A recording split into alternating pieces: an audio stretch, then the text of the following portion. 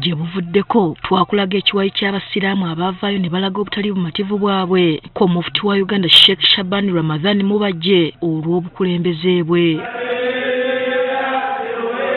Abasiraamu bano beemulugunya ku Mubajje okuddamu okwerayiza nga mufti wa Uganda nga bagamba nti ekisanja kye ky'emyaka kyaggwako oluvannyuma lw'okuweza emyaka 7. Kyokubiri otegeire nti niwe otusomesa amadiini niwe otusomesa wasoma ino lwaki ogoberera amateeka n'ogamena. Bano baavaayo ne beekalakaasa ekyabawaliriza n'okwesitula okugenda mu paalamenti nga batwalayo okwemulugunya kwabwe. Kubanga batukiriza ne batulondamu olukiiko lwammwe olutambuza ensonga eno balukkiriza tutwale ekiwandiiko kyammwe mu paalamenti.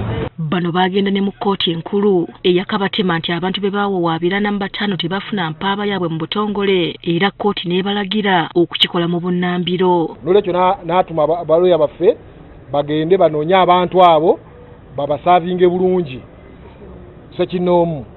Kati leero bano baddukidde mu bakulembeze b'ennono nga batandikidde wano mu Buganda. Tuwandiikidde abakulembeze b'ennono bangi era bonna ebbaluwa ezisinga zibatuuseeko. Tuwandiikidde Kingdom of Rwenzururu, tuwandiikidde Obwakabaka bwa Busoga, tuwandiikidde Obwakabaka bwa Tooro, tuwandiikidde Obwakabaka bwa Lango, tuwandiikidde Obwakabaka bwa Bugisu, tuwandiikidde Obwakabaka bwa Tooro era ebbaluwa ezisinga zituuse. Bano nga bakulembeddwa mu Sulaiman Ssemakula agamba nti kivvoola obusiraamu ne ssemateeka w'obusiraamu nga y'ensonga lwaki balina okulwana okulaba ng'obusiraamu tebutyoboolwa.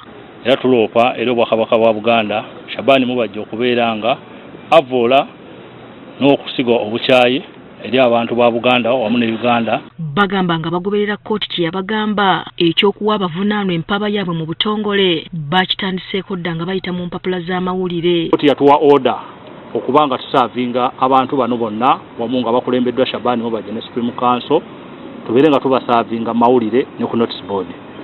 Lwankubadde nti leero twafulumiza mu Daily Monitor era n'enkya tugenda kufulumya mu New Vision. Bano we banaamala okutwala empaaba yaabwe nga kkooti we yabalagira baakudda mu kkooti nga 16 omwezi guno.